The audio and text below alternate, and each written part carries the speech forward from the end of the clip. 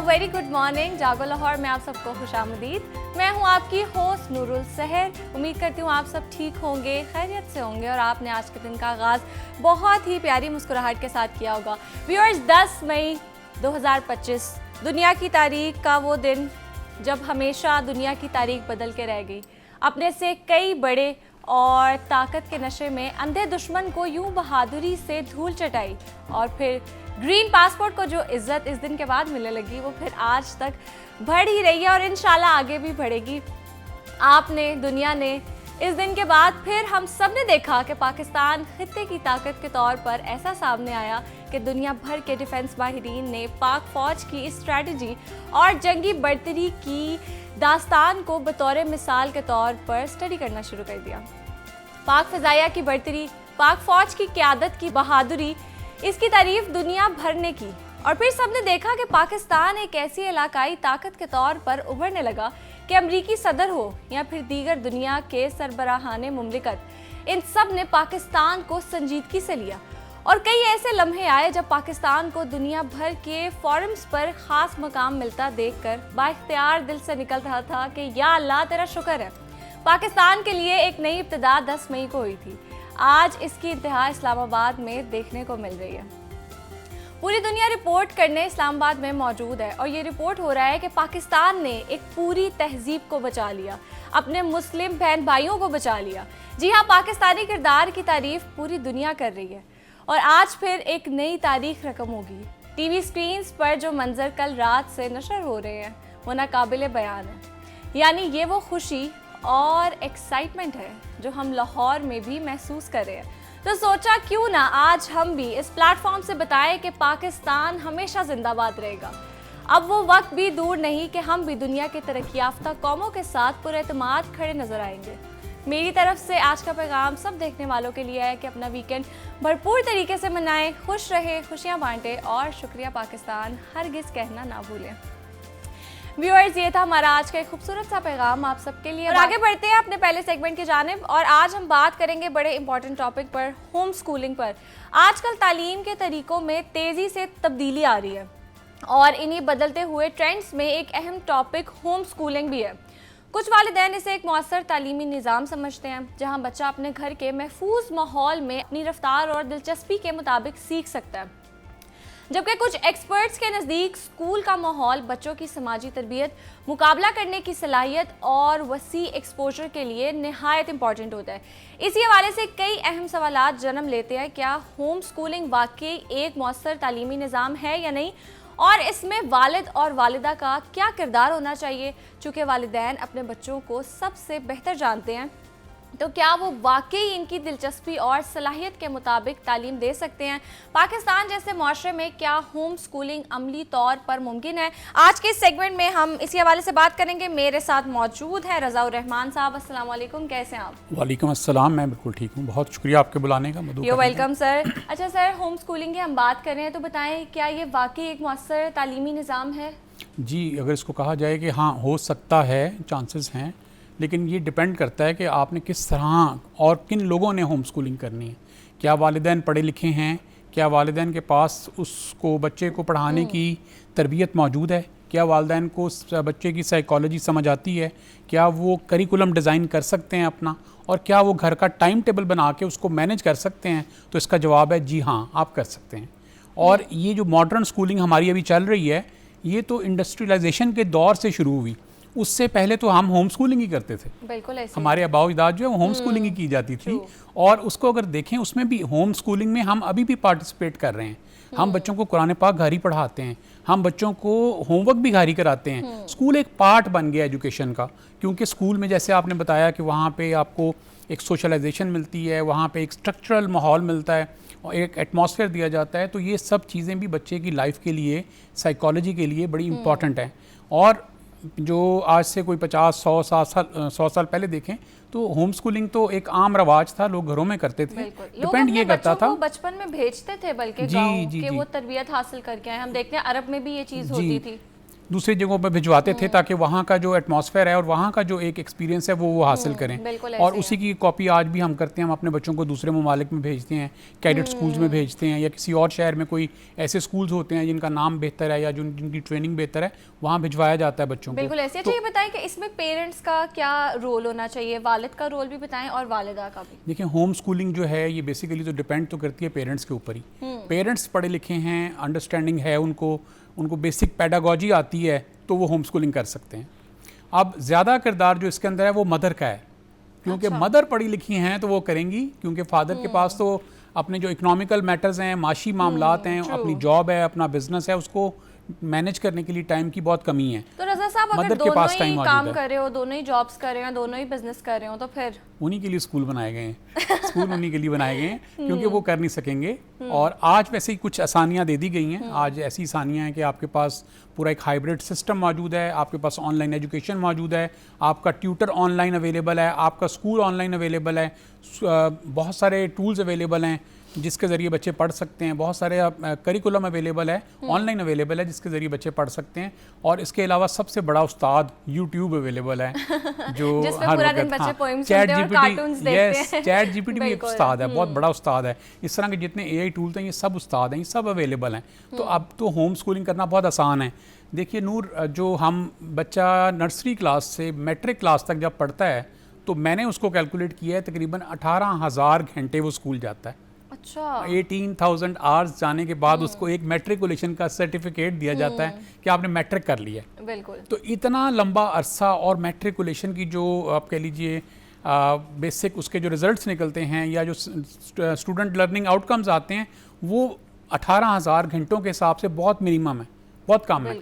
बहुत कुछ और हो सकता था, बच्चे के अंदर बड़ी पर्सनालिटी डेवलपमेंट हो सकती थी, दुनिया से वाकिफ़ हो सकता था, बिजनेस सीख सकता था, फाइनेंशियल मैनेजमेंट सीख सकता था, बेसिक सिविक सेंस सीख सकता था, बच्चा बहुत कुछ सीख सकता था। लेकिन जो हम बाहर देखते हैं जैसे चाइना में, वो बच्चों को अगर जल्दी एडमिशन करा भी देते हैं, क्योंकि पाकिस्तान में ना एक बहस बहुत ज़्यादा कॉमन है, जो हमारे बड़े हैं, जो घर के बड़े हैं, मतलब हमारे पेरेंट्स के भी जो बड़े हैं, वो कहते हैं कि बच्चों को ना 3 साल की उम्र में, 4 साल की उम्र में इतनी जल्दी स्कूल मत डालो, 5 साल की उम्र में स्कूल डालो। लेकिन हम बाहर देखते हैं, क्योंकि यहाँ पे बर्डनाइज बहुत ज़्यादा कर देते हैं, अगर हम उनको KG में डालते हैं तो उसमें भी उनको वो इतना ज़्यादा चीज़ें सिखा रहे होते हैं जो कि उनके लेवल की नहीं होती, वो एब्जॉर्ब नहीं कर सकते। और दूसरी जानिब हम चाइना को देखते हैं, वो बच्चों को कुकिंग सिखा रहे हैं, वो मुख्तलिफ स्किल्स सिखा रहे हैं, वो आ रहे हैं तो वो प्ले कर रहे हैं और फिर वो घर चले जाते हैं, कोई बर्डन नहीं डालते अनलेस अनटिल वो आई गेस 5 साल के या 6 साल के नहीं हो जाते। तो ये जो चीज़ है ये हम पाकिस्तान में क्यों नहीं लेके आ सकते? देखिए, ये हमारा दीन भी ये कहता है कि जो बच्चे के पहले 7 साल है ना, वो उसका वो वक्त है जो उसने वालिदैन के साथ मैक्सिमम वक्त वहाँ गुजारना है। यानी वहीं वालिदैन उसको मोहब्बत भी देंगे, वहीं वालिदैन उसको एजुकेट भी करेंगे, वहीं वालिदैन उसको तमाम इमोशनली ट्रांसफ़र करेंगे, इमोशंस ट्रांसफ़र करेंगे, और उन्हीं को देखते हुए बच्चा सबसे अच्छा परफॉर्मेंस करता है। बच्चे को जब स्कूल 3 साल या 4 साल की उम्र में भेजा जाता है, तो मैं एक स्कूल टीचर हूँ अगर, तो मैं उसके लिए अननोन हूँ, तो वो मुझे एज आ एलियन ट्रीट करेगा, मुझसे खौफ भी खाएगा, डरेगा भी। और इसी तरह टीचर अगर बहुत अच्छी भी है, बहुत सॉफ्ट भी है, उसके लिए तो वो बिल्कुल एक नया बंदा है, नया टीचर है, नया इंसान है, उसको उसके साथ अपनी बॉन्डिंग करने में कुछ वक्त लगेगा। हो सकता है इस दरमियान में वो घबरा भी जाए। फिर आप ये देखिए, जब एक क्लास में 20 बच्चे होते हैं तो सारे बच्चे एक ही हाइट के, एक ही जिस्सामत के नहीं होते हैं, और सारे बच्चों का जो बैकग्राउंड है वो भी एक जैसा नहीं होता। एक बच्चा अगर बड़े एक पोलाइट माहौल में पढ़ा है तो दूसरे बच्चे ऐसे माहौल में भी पढ़े होंगे जिनके घरों में बड़ी रैश गुफ्तगू होती होगी। तो जब वो सारे इकट्ठे होते हैं तो उसके पॉजिटिव इम्पैक्ट के साथ साथ नेगेटिव इम्पैक्ट भी आते हैं। और बच्चे बाज़ का जो मैक्सिमम जो बच्चों को बुली होती है वो नर्सरी और प्रेप क्लास में होती है। अगर हम इसको देखें तो सबसे ज़्यादा बच्चों को डराया यहाँ जाता है, और वहीं से बच्चा डरता है और फिर वो स्कूल जाने से इनकार करता है। आप ये देखें, छोटे बच्चों को हम पकड़ पकड़ के स्कूल ले जा रहे होते हैं, वो खुशी से नहीं जाते हैं, बिल्कुल वो रो रहे होते हैं। हाँ, रो रहे होते हैं, क्योंकि धकेल के पेरेंट्स लेके जा रहे होते हैं। वो उस ट्रॉमा में से गुजरे होते हैं और उनको पता होता है कि अब जाएंगे तो कुछ आ जाए और ऐसा ना हो जाए। अगर स्कूल बहुत ज़बरदस्त है या बहुत बेहतर है या उनके टीचर्स बड़े ट्रेंड हैं, उनका सिस्टम बड़ा अच्छा है, बच्चों के तो खुशी खुशी जाना चाहिए। बच्चे का तो वो पिकनिक पॉइंट होना चाहिए। अभी बच्चों से कहीं चले आए आपको आइसक्रीम खिलाने ले जाते हैं, ऐसे 1 सेकंड में गाड़ी में बैठेंगे, और कहेंगे चलें जी हम गेट के बाहर इंतजार कर रहे हैं, तो अब आपको कहीं स्कूल जाना है तो वो कहेंगे हमने नहीं जाना, और बच्चे को पता लग जाए स्कूल छुट्टी है तो वो तो घरों में आप कह लें भंगड़े डालना शुरू कर देते हैं। तो ये एक स्कूल ने खुद अपना सिस्टम एक ऐसा बना लिया है, या स्कूल में सिस्टम होता ही ऐसा है, स्ट्रक्चरल माहौल है, वहाँ डिसिप्लिन है, वहाँ सख्ती है, वहाँ एक टाइमिंग है, टाइम टेबल है। तो ये जो 7 साल से कम उम्र वाले बच्चे हैं ना, मेरा ख्याल है इन पे टाइम टेबल इंप्लीमेंट नहीं करता, इनके ऊपर फौरी टाइम टेबल इंप्लीमेंट नहीं करेगा। और तीसरी एक और बड़ी अहम बात है कि जो माँ और बाप इस वक्त उनको ट्रांसफ़र कर सकते हैं, एजुकेशन है, साइकोलॉजी है, इमोशंस हैं, वो कोई और दूसरा तीसरा बंदा कर ही नहीं सकता। आपका दीन आपको ये कह रहा है कि 7 साल तक आप अपने बच्चे को अपने साथ ऐसे रखें जैसे खुशबू की तरह रखते हैं, हज़रत अली करम फरमाते हैं। तो इसलिए मैं समझता हूँ कि बच्चे को स्कूल तो भेजना डेफिनेटली 5-6 साल की उम्र में भेजना चाहिए, क्योंकि पाकिस्तान का करिकुलम ऐसा है कि अगर 5 साल की उम्र में या 6 साल की उम्र में नहीं भेजेंगे फिर वो दूसरे बच्चों से पीछे रह जाएगा। बिल्कुल ऐसे ही तो फिर भेजें, लेकिन 3 साल और 4 साल की उम्र में अगर आप भेज रहे हैं तो फिर ये चेक कीजिए कि वेदर वो स्कूल को पढ़ाने का अंदाज़ क्या है, क्या वो किताबों पर बच्चों से लिखवाना शुरू कर देता है, या वो कोई एजुकेशनल टीचिंग एड्स के ज़रिए या एजुकेशनल टॉयज़ के ज़रिए बच्चों को पढ़ाता है, जिससे कि बच्चा पढ़ने में एंजॉयमेंट फील करता है। जैसे आप बता रही हैं कि चाइना में बेसिक लाइफ स्किल्स सिखाई जाती हैं, हाँ वो बड़ी ज़बरदस्त चीज़ है। एग्जाम्स भी नहीं होते हैं, हमारे यहाँ तो पीजी के बच्चों के भी एग्जाम्स होते हैं। वो एक्चुअली हमने एक सिस्टम एक स्ट्रक्चर ऐसा बना लिया, जो बनाया तो शायद मैट्रिकुलेशन के लिए गया था, लेकिन इम्प्लीमेंट उसको प्ले ग्रुप पे भी कर दिया। और हमारा सिस्टम ऐसा है, मैं बल्कि आपके चैनल पे लाहौर न्यूज़ पे 2-3 दफ़ा गुफ्तगू हुई कि हमने अपने सिस्टम में बच्चों को बहुत ज़्यादा ओवरबर्डन किया हुआ है, किताबों का बोझ बहुत ज़्यादा है, तो हमने कॉन्सेप्चुअल लर्निंग भी बहुत ज़्यादा कम है। यस बिल्कुल, यू आर राइट। तो हमने आज से 2-3 माह पहले यही गुजारिश की थी गवर्नमेंट से कि आप इसको एक तो सिलेबस को कम करें, बच्चे के ऊपर इतना बोझ मत डालें, एक्स्ट्रा करिकुलर एक्टिविटीज़ को बढ़ाएं, लाइफ स्किल्स को बढ़ाएं, फाइनेंशियल लिटरेसी, एंटरप्रेन्योरशिप ये बढ़ाएं। तो ये 2 दिन पहले न्यूज़ आई है कि जी हम अपने सिलेबस को रिवाइज़ करेंगे, तो credit goes to Lahore news के, जिसके प्लेटफॉर्म पे ये बात हुई थी, और अल्हम्दुलिल्लाह उन्होंने इसके ऊपर गौर करने के लिए हामी भर ली है। और दूसरी एक और भी जो लाहौर न्यूज़ का क्रेडिट था, वो बात बिल्कुल डिफरेंट है, लेकिन MD कैट का एग्ज़ाम भी गवर्नमेंट ने इस दफ़ा बिल्कुल FSC के फौरी बाद रख दी है, जबकि MD कैट का एग्ज़ाम 4 महीने के बाद होता था और तमाम अकेडमीज़ उसकी डबल फीस चार्ज करते थे, और 5 अरब रुपया लोगों की जेबों से निकलता था और अकेडमीज की जेबों में चला जाता था।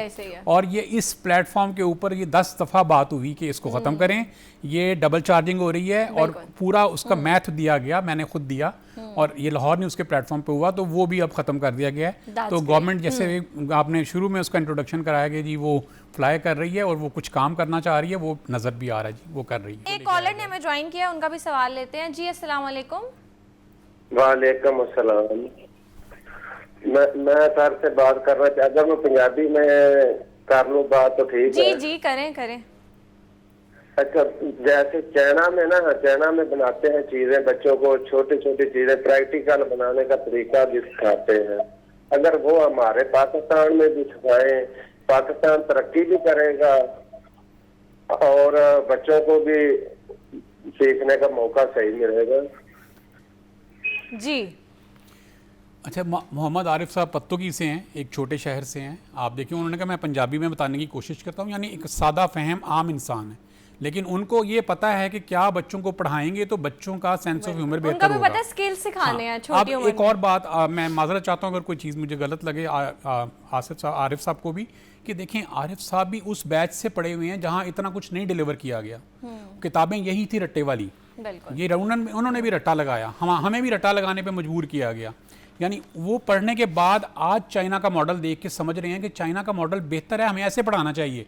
वो एक आम फहम आदमी है, हमारी गवर्नमेंट क्यों रट्टे के पीछे लगी हुई? नहीं, हम कोशिश करेंगे हमारे प्लेटफॉर्म से हम ऐसे जो प्रॉब्लम्स हैं उनके बारे में बात करते रहे, और इंशाल्लाह जब बाकी मसले सॉल्व हुए हैं ये वाले भी सॉल्व हो जाएंगे। और बहुत ज़्यादा इंपॉर्टेंट जो आज पॉइंट्स हैं, हमारे जो एजुकेशनल इंस्टीट्यूट्स हैं, सिस्टम है, उसमें जो फ्लॉज है हमने उनको डिस्कस किया है, और उम्मीद करते हैं जल्द से जल्द वो सॉल्व भी होंगे। मेरे साथ मौजूद है रज़ाउर रहमान साहब, thank you so much for your time.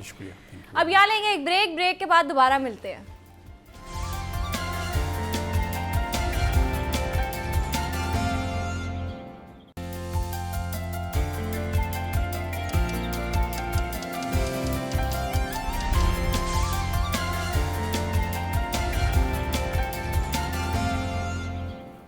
Welcome back जी, आगे बढ़ते हैं अपने अगले सेगमेंट की जानिब।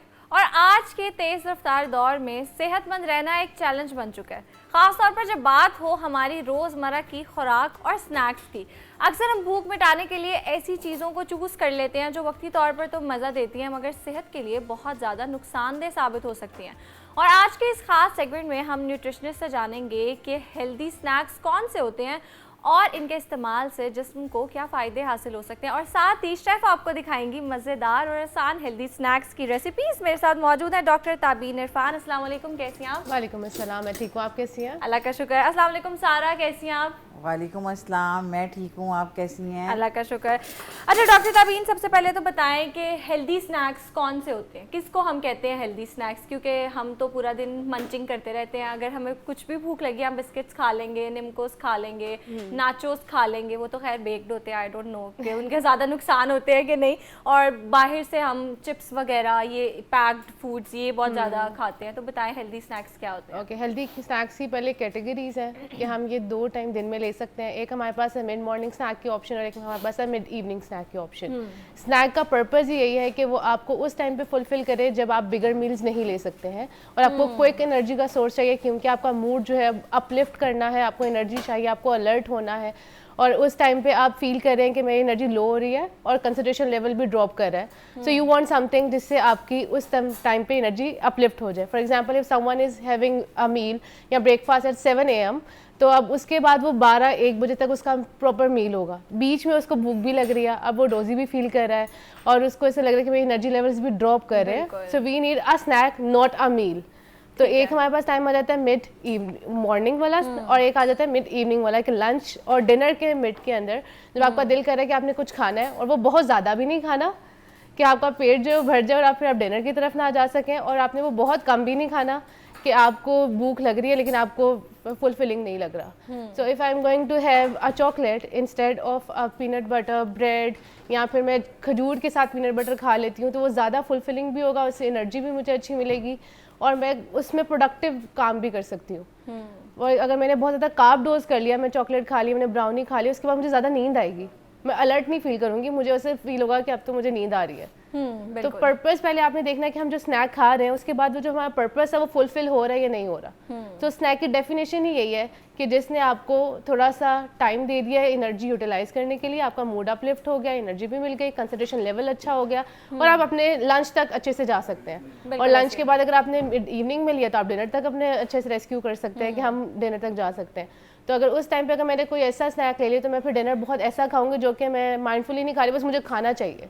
हाँ। कुछ भी खा लूंगी और ज़्यादा खा लूंगी, रिकमेंडेड पोर्शन से। बिल्कुल ऐसी है। अच्छा तामीन, एक और चीज़, हम अक्सर बहुत से स्नैक्स हैं जो पैक्ड लेके आते हैं, जैसे चिकन है और फिर हॉट शॉट्स बाहर से ले आते हैं और फिर नगेट्स हैं वो ले आते हैं, चिकन पैटीज़, बीफ पैटीज़, ये सब कुछ हम ले आते हैं।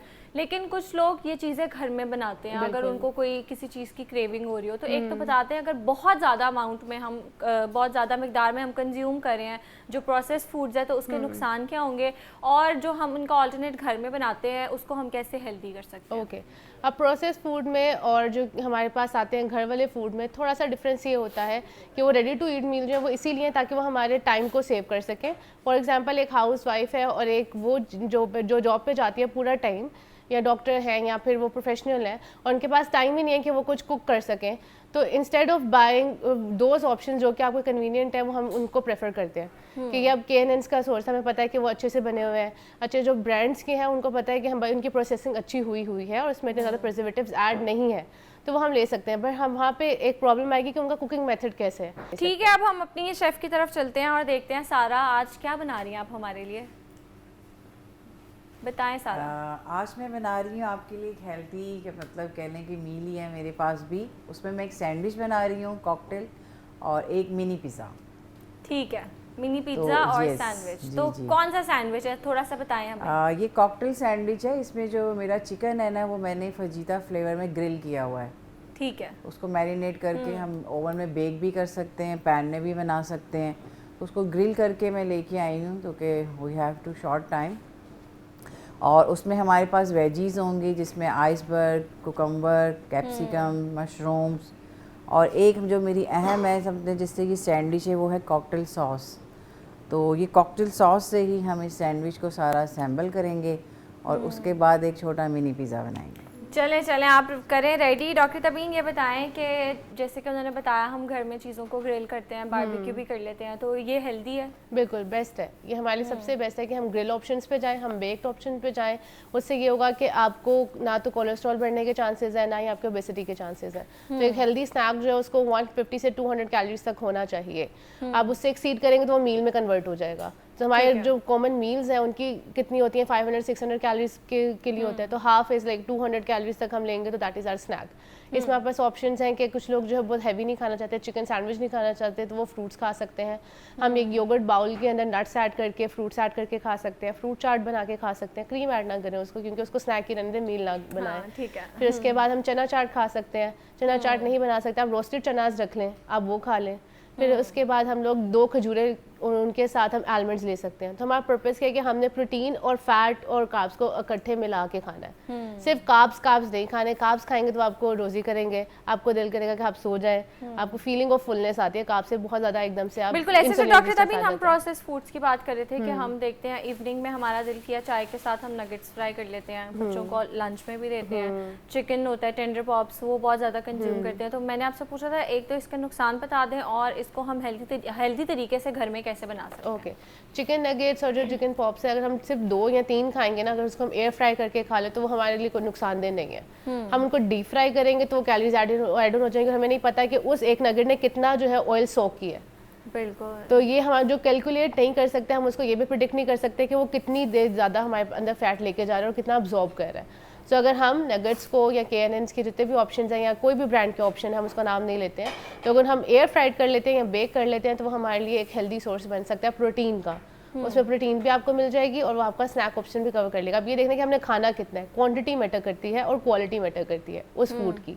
तो अगर मेरे पास ऑप्शन है कि मैंने 3 नगेट्स खाने हैं एक टाइम पे और इसी जगह मैंने 10 खा लिए तो वो एक्सीड कर देगा पोर्शन। बिल्कुल। तो अच्छी चीज़ भी ऑयल में ज़्यादा हो जाएगी तो वो भी आपके लिए नुकसानदेह है। ठीक है। और हम ऑयल में जो फ्राई करना है उसको अवॉइड करें और एयर फ्राई कर लें, बेक कर लें, ग्रिल कर लें, पैन फ्राई कर लें, उसको टोस्ट कर लें जिससे आपका वो कुक हो जाए। अच्छा, बच्चों की नशोनुमा के लिए सबसे हेल्दी स्नैक्स कौन से हैं जो कि लाजमी होने चाहिए? क्योंकि जैसे कि अभी मैंने पहले बात की है, उनके लंच बॉक्स में ज़्यादातर प्रोसेस्ड फूड्स होते हैं, या बिस्किट, इंस्टेंट नूडल्स, नगेट्स, बाजार की चीज़ें होती हैं। तो बताएं बेस्ट स्नैक्स कौन से हैं और जो घर में इजीली बन भी जाएं। बेस्ट उनके लिए ये है कि आप उनको अंडा पराठा बना के दे सकते हैं और उसके भी आप मिनी पिज़्ज़ाज टाइप जैसे अभी बनाएंगी, उन मिनी पिज़्ज़ाज वगैरह बना के आप, लेकिन जस्ट डो पे आप कंसिस्टेंसी उसकी देख लेंगे। डो आप जो है वो मैदे की ना बनाए, उस आटे की बना लें और रोटी ही बना के हम उसके ऊपर चीज़ ऐड कर लें, चिकन ऐड कर लें, तो वो उनके लिए फीलिंग होगा कि हमें पिज़्ज़ा मिल गया। हालांकि वो तो आपके सारे हेल्दी सोर्सेज है। Cheese is good for your bone health, आपका chicken is good for your growth and development, and then roti is part of your fibre, तो वो भी हमें चाहिए। आपने बताया अंडा पराठा दें उनको, और बताएं। हाँ, अंडा पराठा दे सकते हैं। अगर बच्चों को फ्रूट्स खाना पसंद नहीं है तो हम उनको शेक्स में जो है वो दे सकते हैं। और लंच बॉक्स की सबसे अच्छी ऑप्शन होती है जो हम ड्राई ऑप्शन हैं, तो आप उनको बर्गर्स बना के दे सकते हैं। बर्गर्स में ये है कि हम उनका जो बर्गर का जो डो है वो भी चेंज कर सकते हैं। और इवन अब इतनी हेल्दी है वो भी स्नैक्स रेसिपीज़ आती है जिसमें वो दालों का जो मिक्सचर बना के उसके वो बंस बना देते हैं, बंस बनाते हैं, ब्रेड बना देते हैं। इस तरह उनकी दालों की कंजम्पशन भी हो जाएगी और बर्गर की कंजम्पशन भी हो जाएगी। ठीक है। तो हम ग्रिल चिकन करके वो डाल सकते हैं। और घर में अगर हम पैटीज बना के रख लेंगे तो हमें पता है कि इसमें हमने क्या ऐड किया और क्या नहीं ऐड किया। प्रोसेस में ये है कि उसमें सॉल्ट बहुत ज़्यादा होता है, तो सॉल्ट की कंजम्पशन बच्चों की ज़्यादा हो जाती है। तो बेटर है इसके अगर हम खुद बना रहे हैं तो उसमें पता है कि हमने सॉल्ट कितना किया और कितना नहीं किया, तो हमारी वो चीज़ें अंडर कंट्रोल होती है और हमें पता होता है कि हमने इसमें क्या क्या ऐड किया और क्या क्या ऐड नहीं किया। और हमें पता है कि एक बच्चा है जिसको ऑलरेडी जो है वो सॉल्ट ज़्यादा नहीं देना, शुगर ज़्यादा नहीं देनी है, तो वो एक लिमिटाइज हो जाती है cheese. So yes, we can make so many option. Sandwiches बना सकते हैं हम, उनको आलू चीज़ पराठा बना के दे सकते हैं। और इसकी सिर्फ प्रेजेंटेशन अच्छी करनी है, हमने बनानी हमने वही चीज़ें हैं, जस्ट हमने उनको ट्रिक करना है कि हमने जो है इसको चेंज कर दिया, विजुअली अपीलिंग बना देना। जैसे अब आप आलू का पराठा बनाए, सेम बनाए, लेकिन आप उसको रोल्स करके कट करके 4 पीस में करके देते हैं तो उनको लगेगा कि अब ये तो नया स्नैक आ गया। तो चीज़ ऐड कर दे, उसके ऊपर हम कोई भी लाइक बटरफ्लाई कोई भी चीज़ ऐड कर सकते हैं। हम नगेट्स को डिफरेंट शेप्स में कट करके दे सकते हैं, तो उनके लिए वो अपीलिंग हो जाएगा। फ्रूट्स को जो है वो आप डिफरेंट शेप में दे सकते हैं।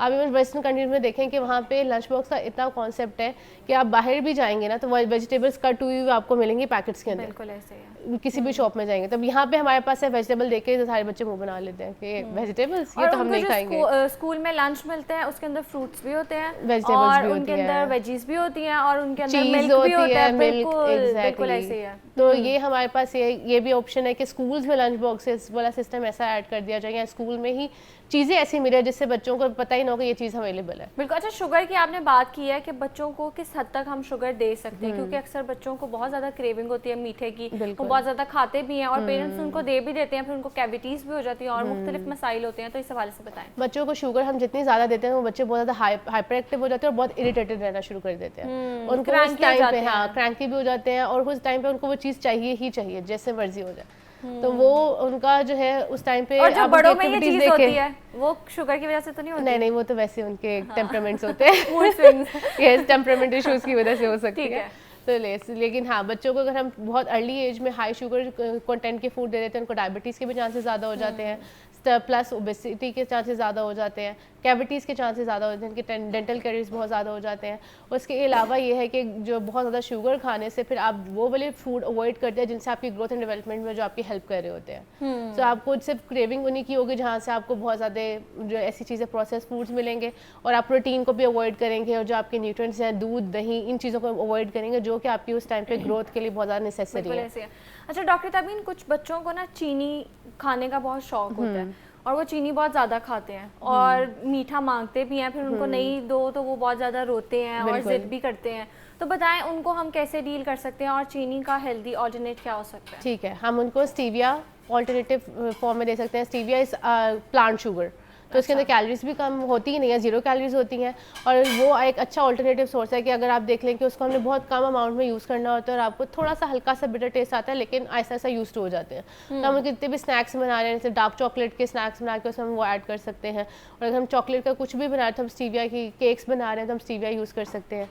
तो उनको नहीं पता चलेगा कि बच्चे हैं ना, आपने उनको इंट्रोड्यूस करना है, चाहिए तो उनको मीठा ही है तो मीठा अगर आहिस्ता आहिस्ता हम उनको कर सकते हैं तो उनको टेस्ट बड्स में आहिस्ता आहिस्ता ऐड होना स्टार्ट हो जाएगा। ठीक है। अच्छा डॉक्टर तबीन ये बताएं कि अगर कोई वेट लॉस करना चाह रहा है तो ये स्नैक्स उसको खाने चाहिए, किस हद तक वो खा सकता है? बिल्कुल खाने चाहिए, क्योंकि अब देखिए अगर मैंने सुबह खाए सिर्फ 2 बॉयल एग्स और 1 ग्लास दूध का पिए तो मैं लंच टाइम तक नहीं जा सकती कि 7 बजे मैंने खाया 2 बॉयल एग्स खा लिया और 1 ग्लास दूध का पी लिया, अब मुझे भूख लगेगी ही लगेगी। तो अगर मैं उस टाइम पे उसको अच्छे स्नैक्स यूटिलाइज कर लूँ तो मेरा लंच टाइम जो है वो भी पोर्शन कंट्रोल हो जाएगा। लेकिन अगर मैं बीच में कुछ भी नहीं खाऊंगी तो मुझे लगेगा कि बस मुझे खाना है लंच टाइम पे, मुझे इतना मर्जी मिल जाए मुझे खाना है, अपनी भूख को सेटिस्फाई करना है। तो हम स्नैक्स जो है वो हेल्दी ले सकते हैं, जैसे हम आप बाहर जाते हैं, हम यूनिवर्सिटी में हैं बच्चे तो वो चना चाट के ऑप्शन ले सकते हैं, फ्रूट चाट के ऑप्शन ले सकते हैं, वो जूसेस की ले सकते हैं, शेक्स की ले सकते हैं। बस शेक्स में आप शुगर अवॉइड कर लें तो हम हेल्दी जो है वो स्नैक्स आराम से ले सकते हैं। सैंडविच बना के ले जाएं, शामी कबाब बना के लेके जा सकते हैं। बिल्कुल ऐसा ही है। और अब हम अपनी शेफ की तरफ चलते हैं जो कि बहुत क्यूट भी लग रही है और उन्होंने बहुत प्यारा सा सैंडविच भी बना लिया है, तो जरा बताएं थोड़ा सा इसके बारे में। और आपने मुझे स्टार्ट में बताया था कि आपने इसके लिए फजीता जो जी पहले दिखाएं आप, बहुत ही प्यारा लग रहा है और प्रेजेंटेशन भी बहुत अच्छी है। और ऐसे सैंडविचेस अगर हमें डॉक्टर ताबीन घर में मिले तो हम तो बाहर से खरीदे ही नहीं, राइट? ये इतने विजुअली अपीलिंग है। अच्छा सारा ये बताएं कि आपने बताया है कि जो फजीता चिकन था आपने उसको मैरिनेट करके रखा है, तो रेसिपी बताएं इसकी कैसे आपने किया? अच्छा, इसे ऐसे करना है कि आपने सबसे पहले चिकन का फिले लेना है और उसको 15 मिनट के लिए आपने ना वाटर और 1 टेबलस्पून विनीगर के अंदर डिप करके रख देना ताकि उसमें चिकन में जितने भी टॉक्सिन हो वो रिमूव हो जाएं। उसके बाद हम क्या करेंगे, इसे क्यूब कट देंगे। क्यूब कट देने के बाद मैं इसको हल्का सा जो हमारा किचन टॉवल होता है ना उससे चिकन को हमने थोड़ा ड्राई करना है ताकि उसके जितना भी वाटर है मॉइस्चर है वो हो जाए, फिर वो बाद में पानी नहीं इतना रिलीज़ करता। फिर जो हमारी सॉसेज है ना जिसमें हमारा आप कह लें कि मस्टर्ड पेस्ट है, सॉल्ट है, ब्लैक पेपर है, ये आपने 1 टीस्पून पे बनाना है। अगर तो आप 250 ग्राम का अपना वो ले रहे हैं, फिले ले रहे हैं। और वॉस्टरशायर सॉस का हम 1 टेबलस्पून डालेंगे जो हमारे चिकन को मैरिनेशन में बहुत काम देता है। और अक्सर ख़वातीन जो है वो सोया सॉस डालती हैं जबकि सोया सॉस नहीं ऐड करना बिल्कुल चाहिए। ऐसे ही है। तो फिर तो अभी हम टेस्ट करेंगे और फिर आपको भी बताएंगे और हमारे देखने वालों को भी बताएंगे। हमारे साथ मौजूद थी chef Sara, thank you so much for your time, और साथ साथ doctor Tabeen Irfan, thank you so much आपके आने का। अब यहाँ वक्त हुआ एक ब्रेक का, ब्रेक के बाद दोबारा मिलते हैं।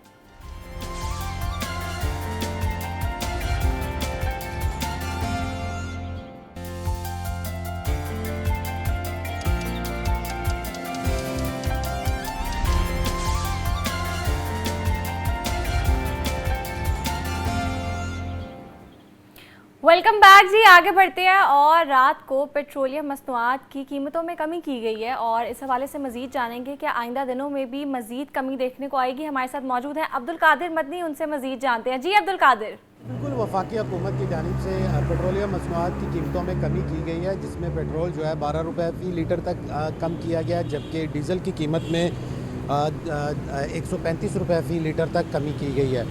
अगर कीमतों के हवाले से बात की जाए तो डीज़ल की कीमत में सबसे ज़्यादा कमी हुई है, जो कि पहले 520 रुपये फ़ी लीटर था, अब कमी के बाद 386 रुपये फ़ी लीटर मुकर्रर किया गया। ये एक्स रिफाइनरी कीमत है, क्योंकि शहर के पेट्रोल पंपों पे जो पेट्रोल शहरियों को फ़रोख्त किया जा रहा है उसमें फ़्रेट और जो ट्रांसपोर्टेशन के चार्जेस हैं वो शामिल किए जा रहे हैं, जो तकरीबन 1.5 से 2 रुपये फ़ी लीटर तक है। इसी तरह डीज़ल की कीमत जो है पहले 380 रुपये फ़ी लीटर थी, अब जो है 366 रुपये फ़ी लीटर एक्स रिफाइनरी कीमत मुकर्रर की गई है।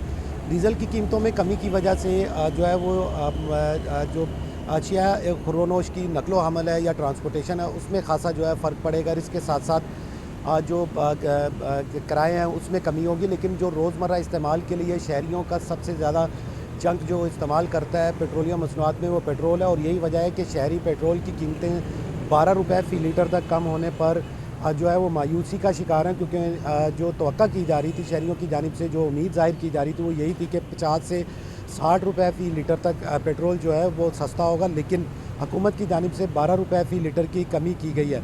अगर कीमतों में मज़ीद कमी के हवाले से बात की जाए तो आलमी मंडी में कीमतों की कमी के बाद या गिरने के बाद जो है मुकामी सतह पर पेट्रोलियम मसनूआत की कीमतें जो हैं वो कम की जाएंगी। अगर आलमी मंडी में कीमतें मज़ीद बढ़ गई तो ये जो हालिया कमी की गई है इसे एक बार फिर जो है हुकूमत दोबारा बढ़ा देगी, क्योंकि पहले 15 रोज़ के लिए पेट्रोलियम मसनूआत की कीमतों का तयन किया जाता था, लेकिन अब हर हफ़्ता जो है वो पेट्रोलियम मसनूआत के लिए नई कीमतों का जो है वो होता है, क्योंकि हफ्तावार कीमतों में जो है वो रद्दोबदल किया जाता है। और शहरियों की जानिब से यही तवक्का की जा रही है कि आइंदा हफ्ते भी हुकूमत की जानिब से रिलीफ दिया जाएगा, जो है वो होना बिल्कुल ऐसे ही है। अच्छा नुमाइंदा, हमारे साथ एक और हमारे गेस्ट मौजूद हैं ज़ैनुल आबिदीन, इनसे भी हम जानेंगे। अस्सलाम वालेकुम ज़ैन, कैसे हैं आप? अच्छा हूँ मैं, आप बताएं। अल्लाह का शुक्र। अच्छा ज़ैन, सबसे पहले तो बताएं कि जैसे कि अब्दुल कादिर मदनी ने भी बताया है कि जो ट्रांसपोर्टेशन थी किरायों में बहुत इजाफा हो गया था, तो आपको क्या लगता है कि आने वाले दिनों में कमी मुतवक्के है?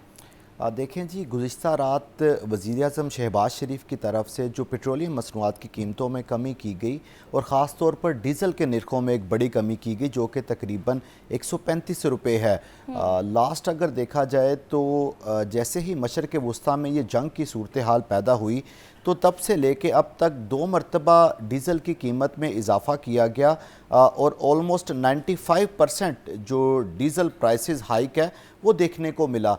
अब जब गुज़िश्ता रात 135 रुपये की कमी कर दी गई तो उसके फ़ौरी बाद पब्लिक ट्रांसपोर्ट के, गुड्स ट्रांसपोर्ट के और मिनी मज़दा गुड्स ट्रांसपोर्ट के जो किराए हैं वो कम हो चुके हैं। अभी बाज़ाब्ता तौर पर महकमा ट्रांसपोर्ट पंजाब और रीजनल ट्रांसपोर्ट अथॉरिटी की तरफ से इसका नोटिफिकेशन होना बाकी है, लेकिन ट्रांसपोर्टर्स की तरफ से इसके अज़ खुद किरायों में कमी कर दी गई है। अगर पब्लिक ट्रांसपोर्ट की बात की जाए तो इंटर सिटी और इंट्रा सिटी ट्रांसपोर्ट, जिसमें लाहौर से पंजाब के तमाम अज़ला में जाने वाली जो पब्लिक ट्रांसपोर्ट है उसके किरायों में अभी तक 25% तक कमी कर दी गई है। मैं मिसाल के तौर पर आपको बताता हूँ कि अगर इस्लामाबाद का किराया 4140 रुपये था तो वो कम होकर 3100 रुपये तक पहुँच चुका है, तकरीबन 1140 रुपये की कमी कर दी गई है। इसी तरह लाहौर से कराची तक का जो किराया है उसमें तकरीबन 3000 रुपये की कमी कर दी गई है।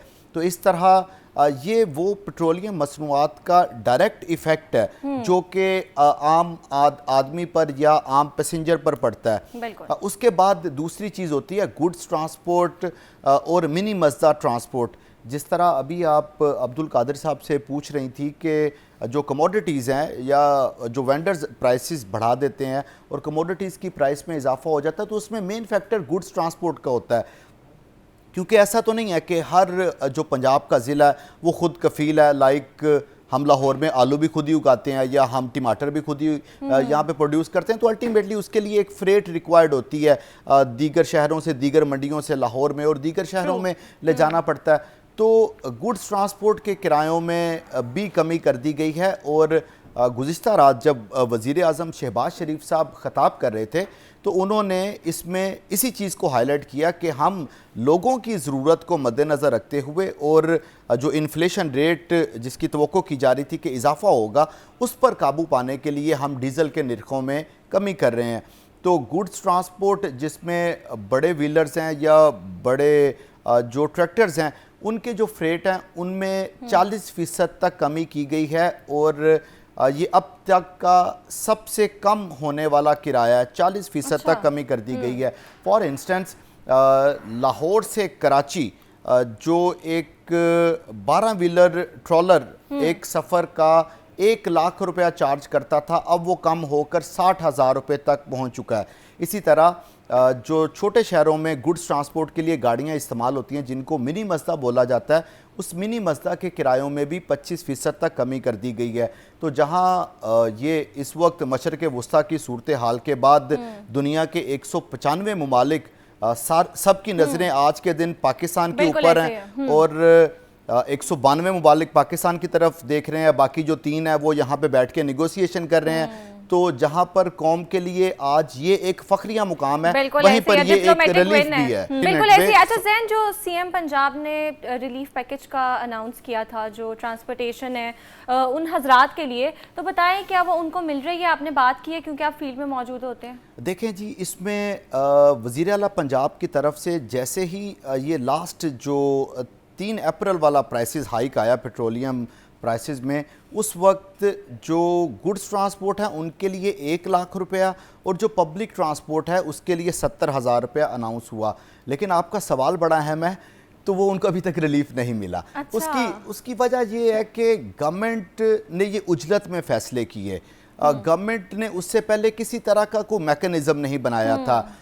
आज तक गवर्नमेंट सिर्फ एक ही बात कर रही है कि वो 1000 पे कॉल करें या 100 पे कॉल करें और उसके बाद आप रिलीफ हासिल कर लें। लेकिन इट्स वेरी अनफॉर्चुनेट कि वो बताएं। हाँ, वो जो भी उनकी तरफ से एप्लीकेशन शुरू की गई हैं कि वो चाहे मरियम की दस्तक है या मरियम को बताएं, तो वो जो बात है ट्रांसपोर्टर्स की वो मरियम तक नहीं पहुंच रही। इस हवाले से वज़ीर आला को एक नोटिस लेने की ज़रूरत है और इसके ऊपर मैकेनिज़्म बनाने की ज़रूरत है।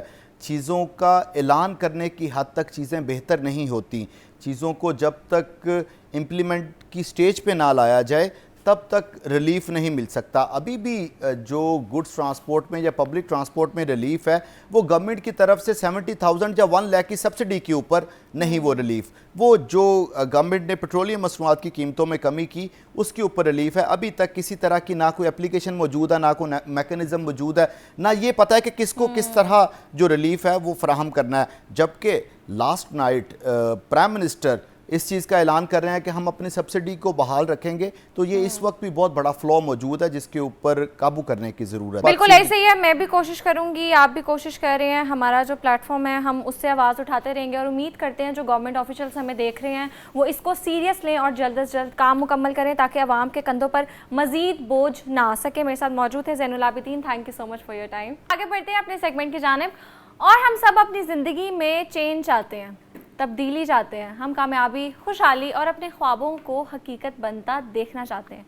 लेकिन क्या कभी आपने ये सोचा है कि असल रुकावट बाहर नहीं बल्कि हमारे अपने अंदर है? हमारा जहन, हमारी सोच और हमारे वो ख्यालात, हमारे लिमिटिंग बिलीफ्स जिन पर हम खुद भी तवज्जो नहीं देते। खौफ, शक, हसद और दूसरों से मवाजना, ये वो खामोश दुश्मन है जो आहिस्ता आहिस्ता हमारी तवानाई को कम कर देते हैं और हमारी तरक्की के रास्ते भी बंद कर देते हैं।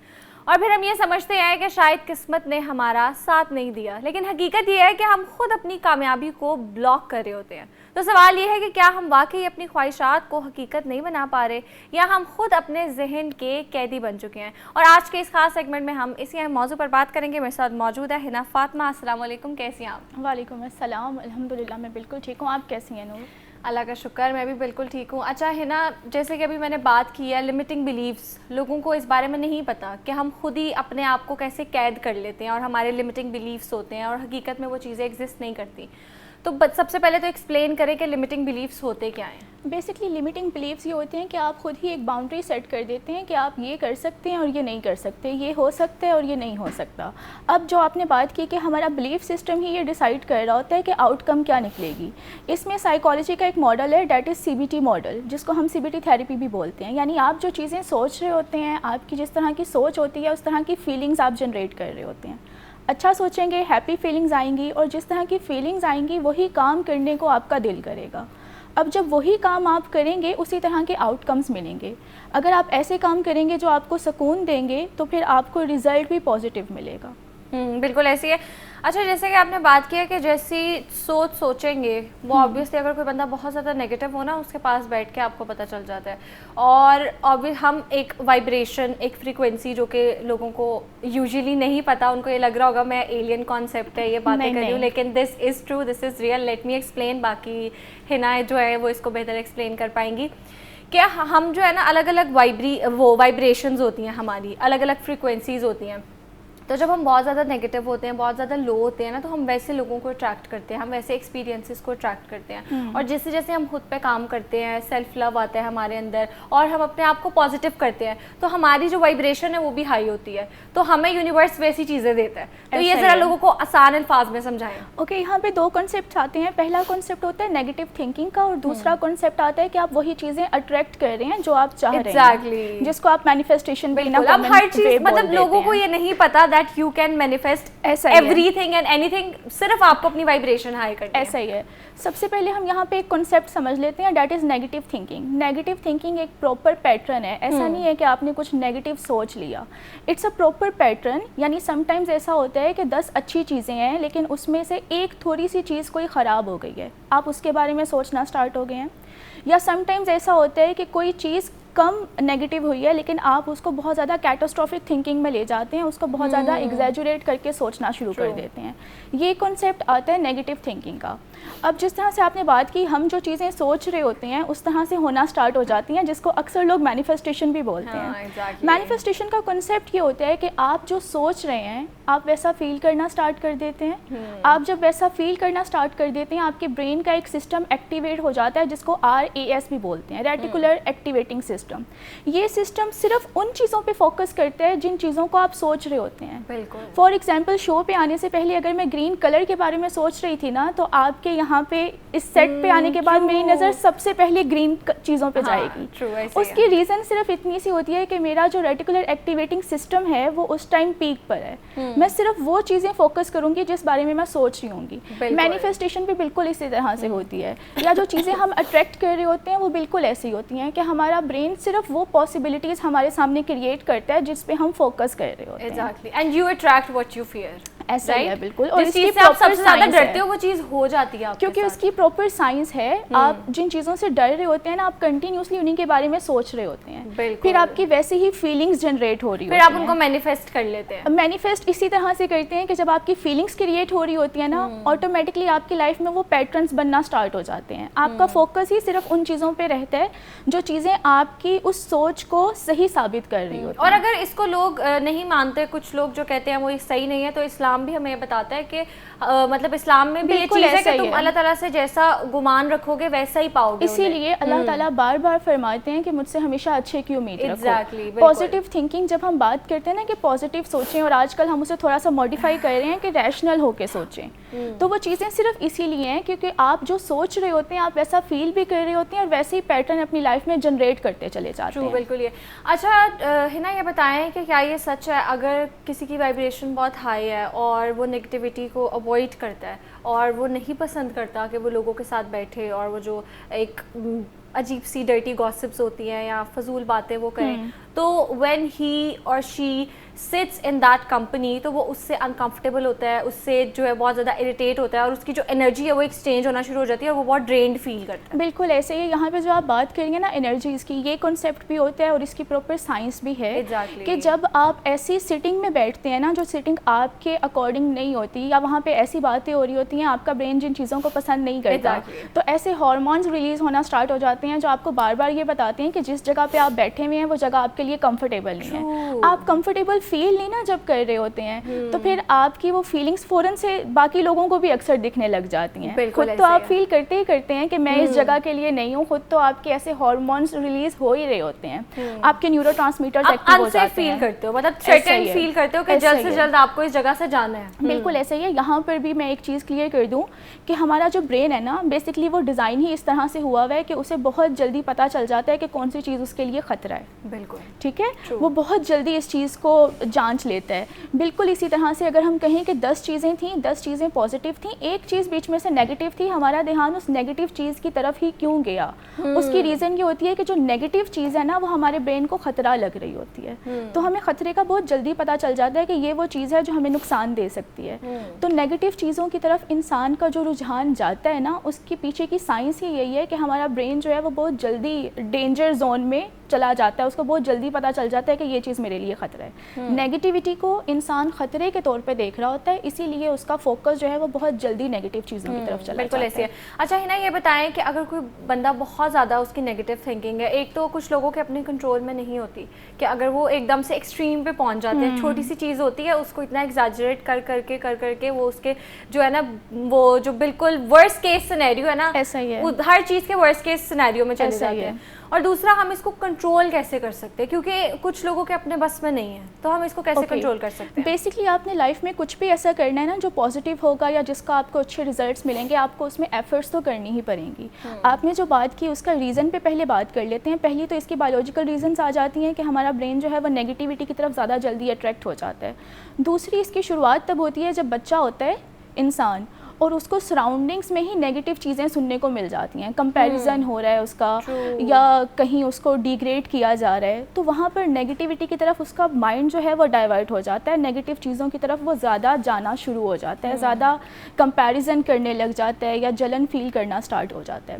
अब यहाँ पे होता ये है कि हम इस चीज़ को कम कैसे कर सकते हैं। देखिए, किसी भी चीज़ का अगर हमने पॉजिटिव रिजल्ट निकालना है ना, तो मेहनत तो हमें उस पर करनी पड़ेगी। लोग यहाँ पे जब मेहनत करने से घबराते हैं ना, हम उन्हें कहते हैं ऐसा पॉसिबल ही नहीं है कि आपने अपना वेट मैनेज भी रखना है या फिर उसको रिड्यूस भी करना है और आप कहें कि हम जी भर के खाना खाएंगे लेकिन हमारा वेट कम हो जाए। बिल्कुल ऐसे ही अगर आपने साइकोलॉजिकली अपनी थिंकिंग को पॉजिटिव रखना है ना, तो ये नामुमकिन बात है कि आप ये यहाँ पे दलील देते रहें कि नहीं हम तो ऐसे ही सोचते हैं, पता नहीं क्यों हमारे माइंड में नेगेटिविटी आ जाती है। ये क्यों वाला तो सवाल ही नहीं उठता। आपका ब्रेन जो है वो टोटली आपके कंट्रोल में होता है, आप इसको कंट्रोल कर सकते हैं। अब सवाल ये आता है कि किस तरह से इसको कंट्रोल किया जाए। सबसे पहले जो मेरा ट्रीटमेंट का प्रोटोकॉल है वो यही है कि मैं बायो साइको सोशल अप्रोच को फॉलो करती हूँ। यानी सबसे पहले आपके बायोलॉजिकल ऐसे हम लोग चेकअप्स करते हैं जिनमें हमें अंदाज़ा होता है कि आपके हार्मोन्स डिस्टर्ब तो नहीं है, आपकी डाइट किस तरह की है, आपका हाइड्रेशन लेवल जो है वो ठीक है। उसके बाद हम जाते हैं साइकोलॉजिकल अप्रोच की तरफ। अब जो लोग नेगेटिव थिंकिंग करते हैं ना, आप एक्सपीरियंस कीजिएगा, इन लोगों की सेल्फ वर्थ भी बहुत कम होती है। डाउट बहुत ज़्यादा करेंगे खुद पे, कंपैरिजन्स में लगे रहेंगे। हम उनकी सेल्फ वर्थ हाई करने के लिए सलाहियत भी नहीं होती, बिल्कुल ऐसे ही, डिसीजन मेकिंग एबिलिटी उनकी होती नहीं है, रिस्क वो ले नहीं पाते, जिसकी वजह से उनकी ग्रोथ भी बहुत लिमिटेड रह जाती है। बिल्कुल ऐसा ही है। और हम बात कर रहे थे बड़ी इंपॉर्टेंट चीज़ पे, नेगेटिव थिंकिंग पे हम बात कर रहे थे और साथ साथ कंपैरिजन पे बात कर रहे थे कि हम इसको कैसे स्टॉप कर सकते हैं। और हमारे साथ हिना मौजूद थी। Thank you so much for your time. Most welcome. अब यहाँ वक्त हुआ एक ब्रेक का, ब्रेक के बाद दोबारा मिलते हैं।